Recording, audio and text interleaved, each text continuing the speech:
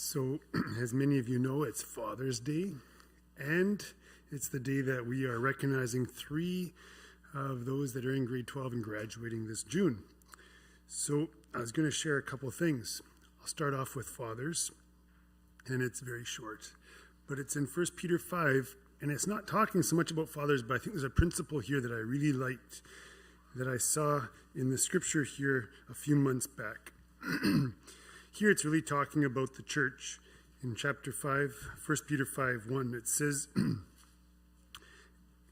"The elders who are among you I exhort, I who am a fellow elder and a witness of the sufferings of Christ and also of the partaker of the glory that shall be revealed." So when I think of elders, I think of them as being like supposedly more mature. That's what they should be. They should be more mature in the body and giving direction to the spiritual family that's right here in local bodies. Elders should be more mature and they should be giving direction, kind of like in a family. And so that's where I see a parallel here to fathers. In our homes as dads, we should be giving spiritual direction and direction in the home. How should that be done? It says here in verse 2, "Shepherd the flock of God which is among you, serving as overseers, not by compulsion, but willingly, not for dishonest gain, but eagerly." I was thinking, as dads, we're supposed to be shepherds in our home. Why are we shepherding our children? So they all line up and look good on the outside? Or is it for our own gain? Or are we giving instruction and teaching because we're really concerned about their souls? We want to see them do well. Right? Verse 3, "Nor as being lords over those entrusted to you, but being examples to the flock."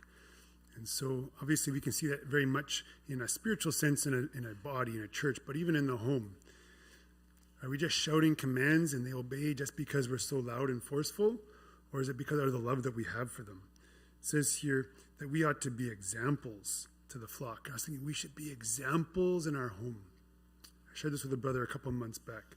I think some men get married and they have this idea that everyone just has to do what they say because they're the man of the house. And I love this example here. As fathers, we should be examples. What are we doing? We should be leading our home in serving, leading our home in doing the jobs that need to get done, leading our home in patience and long-suffering and mercy, extending mercy and forgiveness. Right? That's how we should be leading our home. And you know what? Words will come, but it's primarily in the way we conduct our lives, how we spend our time. I was thinking about that, and I was a little bit convicted about that. How am I spending my time? I should be a leader by example that my children can follow after. And so I like that. So that was a little bit ahead for fathers. But it's Father's Day, and it seems to be a day where most of the time people want to recognize their dads. And they want to maybe write them a note to encourage them, or they want to give them a gift to bless them, which are nice things. But I think there's one thing that if your dad is a Christian and loves Jesus, there's one, the greatest gift you can give him. And it talks about it in 3 John. And this is also, I think, applicable to all of us that have a father, but I also think that as grads, then they're coming to this place in their life where some of them are going to be heading out of the home for the first time for an extended period of time, or it's definitely a season where things start to change and you start to have more opportunity to make different choices and opportunity to actually see your faith maybe even become more of your own because you're going to face different tests. There's a verse here. Verse 3, it says, "For I rejoice greatly when brethren came and testified of the truth that is in you, just as you walk in the truth. I have no greater joy than to hear that my children walk in the truth." And so, as John is writing this to Gaius, who is like his spiritual son, he's saying, "I've heard testimony of you, my son. People have come and testified of the truth that is in you. I have no greater joy," John says, "than to hear that you're walking in truth." And as a dad, that is the thing that gives me the greatest joy. This morning, I got a card and I got to unwrap something, but I shared this verse, And I said, I wasn't sure if I was going to be sharing this morning or not, but I said, this is what I might share. But I said, you know what? This is the greatest thing. I said, it's not how smart you are, how fast you are, how high you can jump, how many degrees you're going to get, all these things, and how much money you're going to have and how successful you're going to be. It doesn't matter a dime in comparison to this. This is what matters the most, is to hear that my kids are walking in the truth. So if you want to give your dad a gift, seek to do this. There is nothing that will give us greater joy than to hear that our kids love Jesus with all their heart. That is the key. And so I kind of wanted to look at that. What does it mean to walk in the truth? So there's a verse here, which, well, I won't even turn to it. John 14:6. Jesus says, I am the way, the truth, and the life. No one comes to the Father but through me.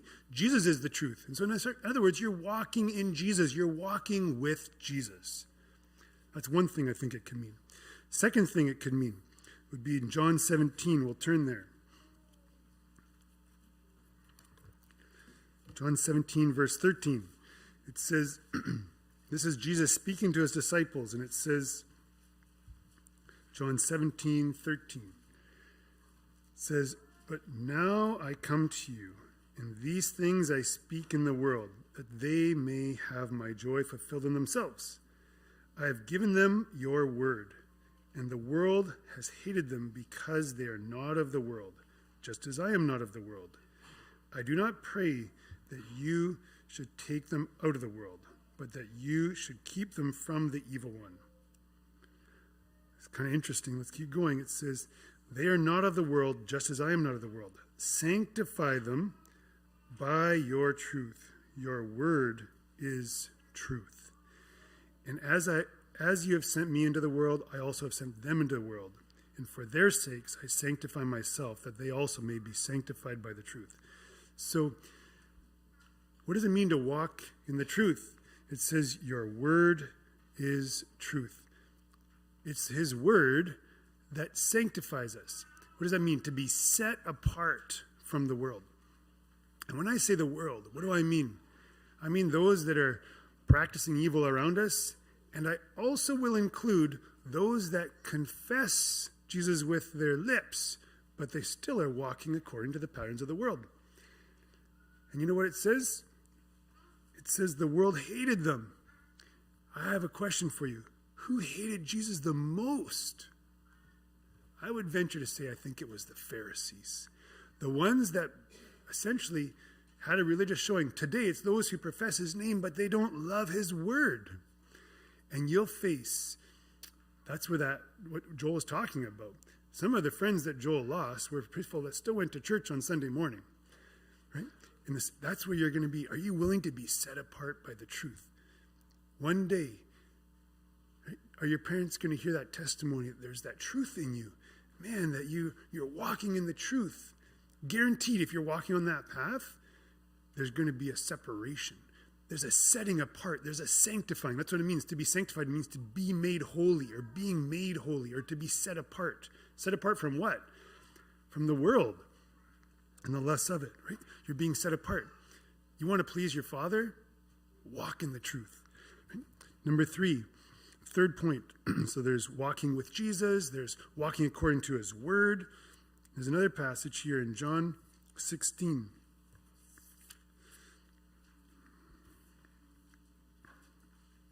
I'm going to start in verse 8.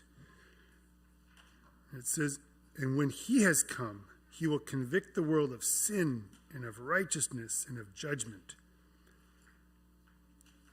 What's it talking about? It's talking about the Helper, the Holy Spirit, when he comes. In verse 13 it says, however, when he, that's the Spirit of truth, has come, he will guide you into all truth, for he will not speak on his own authority, but whatever he hears he will speak, and he will tell you things to come. He will glorify me, for he will take of what is mine and declare it to you. All things that the Father has are mine. Therefore I said that he will take of mine and declare it to you. A little while, and you will not see me, and again a little while, and you will see me, because I go to the Father. So he's going to declare the truth to us, but he's also going to do something to us. What's he going to do?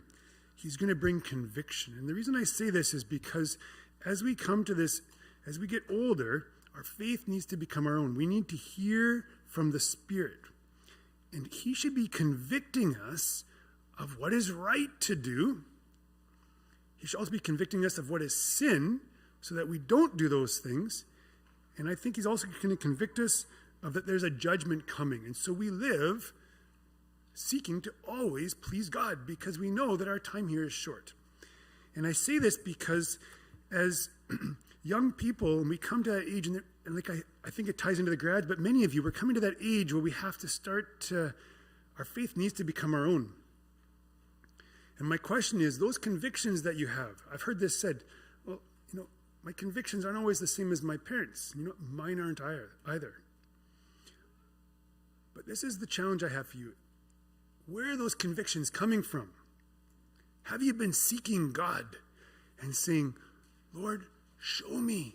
Lord, convict me of what is right. Convict me of what is wrong. Lord, I want to be led by your Spirit. Are those convictions at a higher standard than you've been taught or a lower standard? I don't feel convicted. Are those convictions making you more like the world, or are those convictions making you more like Jesus? We need to question. If I don't have any conviction and I can go do what the world does that mean that that's God leading me that way? Or do I need to get on my knees with God and say, God, get a hold of my life. I need you to lead me and guide me.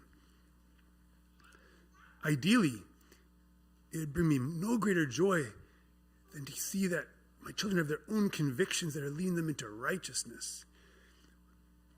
There's another verse here. It's in Revelation chapter 4, and I kind of like a phrase within it.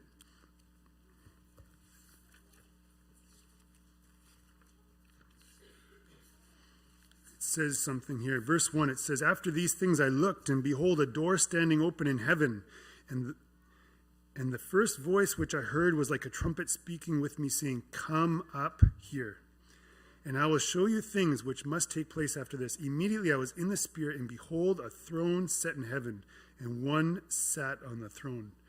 You probably know who was sitting on the throne in heaven. There was a voice saying, come up here. This is the voice we want to hear. One that causes us to come out of setting our mind on earthly things, and one that brings us up to a heavenly perspective and allows us to see things. So when we're off traveling the world, or we're off at university, we're doing some of these things, we're not getting our conviction based on those around us, which is kind of bringing us down. But we're listening to a different voice that causes us to come up higher. And we see the things around us with a new set of eyes, and we realize, man, there's a leavening here that's taking place sometimes. Lord, I need to hear your voice. I need to hear your voice so that I might be able to be coming up higher, seeing things from a totally different perspective. We don't compare ourselves among ourselves, but Lord, you're the one I'm seeking to please, like Joel said. Lord, what's your standard? Let's make sure that we're hearing his voice, that he's the one who's convicting us of what is right and what is wrong, and we're not being kind of leavened out, and his voice is becoming harder and harder to hear because we're looking unto men, but rather come up higher. Let's hear that voice, and if we're not hearing it, say, God, call me up. Lord, let us come up higher. And I'm going to share another verse here in Proverbs. It's about this coming up higher. Proverbs 15.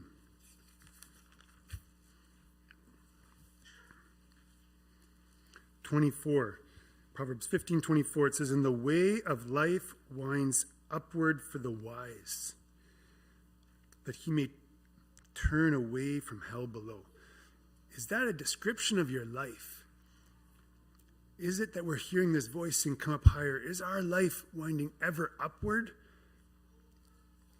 becoming more and more like Jesus? Or is it kind of becoming more and more like the world, which here it describes as hell below, right? What should it be? It should be one that is becoming more like Christ. We're being transformed from glory to glory. Is your speech becoming more like Jesus?